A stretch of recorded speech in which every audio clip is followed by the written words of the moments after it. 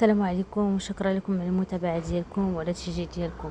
بزاف ديال الناس كيكونوا متواجدين في ايطاليا بوضعيه غير قانونيه، ولكن كيكون عندهم اطفال قصيرين عايشين معهم. بزاف كتسمعوا بماده 31 ارتيكولو 31 ولا ترينتونو ارتيكولو، وكيتسائلوا واش فعلا نقدروا ناخذوا الاقامه بها، واش كيمنحوها لجميع الاباء تلقائيا، وشنو هما الشروط الحقيقيه.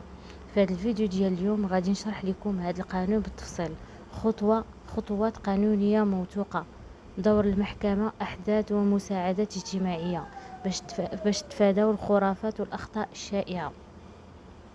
اول حاجه خصنا نعرفوها هي شنو كيقول القانون. الماده 31 من قانون الهجره الايطاليه تيستو اونوكيو إيميغراتسيوني كتعطي الحق للمحكمه الاحداث تريبونالي بير اي مينوريني انها تتمنح اذن اقامه البيرميس دو سوجورن للوالدين اللي ما عندهمش الاوراق الاسباب مرتبطه بنمو الطفل او الصحه النفسيه والجسديه ديالو.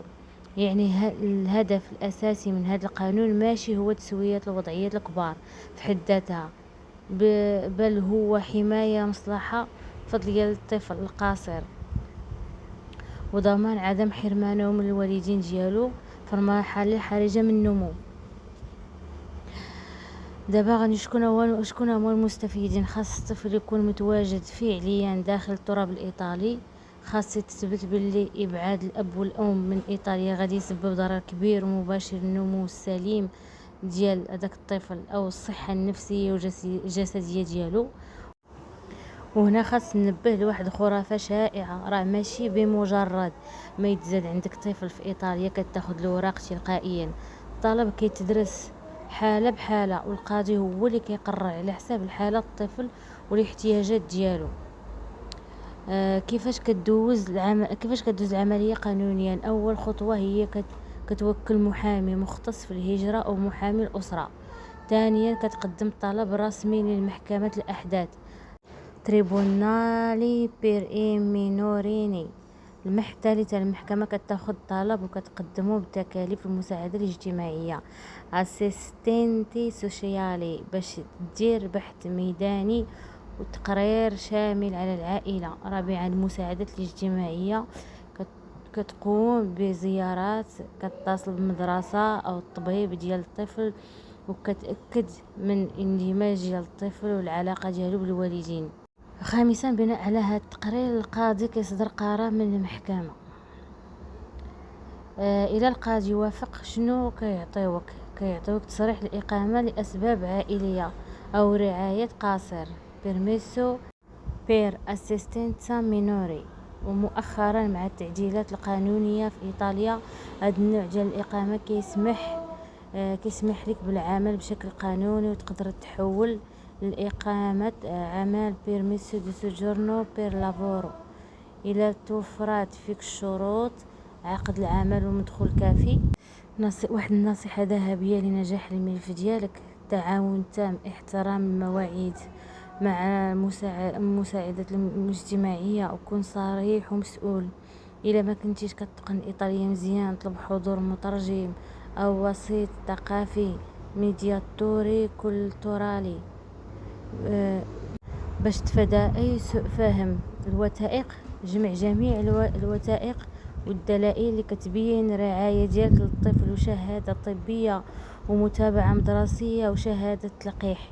يعني أي حاجة غادي تعاونك باش تبين للقاضي بأن داك الولد راه مهتم به، راه هذاك الولد متعلق بيك، راه هذاك الولد بانك انت قادر على مسؤوليه هذاك الولد، كتحطها كدليل. هكا كتعاون الدوسي ديالك باش انه يتقبل. هذا الفيديو للناس اللي ولدوا وليدات في الطاليان وهما ديجا ما عندهمش الوراق. تصنتوا لي هذا الفيديو للناس اللي مثلا شي واحد تزوج بشي وحده هنايا وهي ما عندها الوراق، شو هو ما عنده الوراق وولدوا وليدات.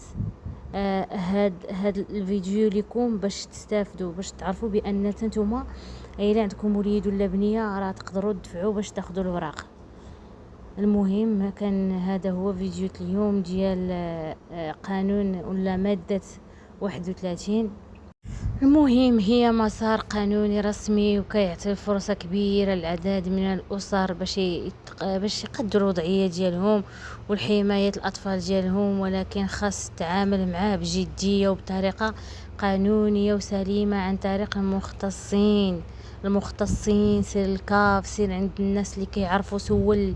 راه كاينين اي كاف دخلتي ليه راه غتلقى مغربي، غتلقى مترجم، غتلقى شي واحد الا ما كيهضرش بالدارجه ديالنا غتلقاه تيهضر باللغه العربيه، يا مصري يا جزائري. المهم غتلقى اللي يعاونك.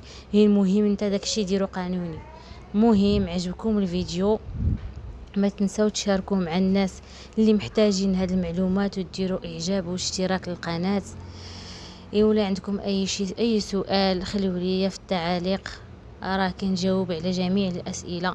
هاد القناه درتها للناس اللي غيجيو ولا الناس اللي هنايا وعندهم مشاكل وما كيعرفوش. ماشي مشكل، اي حاجه عرفناها، اي حاجه دازت علينا غادي نشاركوها معكم باش حتى نتوما تستافدوا. وما نطولش عليكم، بسلامه عليكم، نتلاقاو ان شاء الله في فيديو جاي.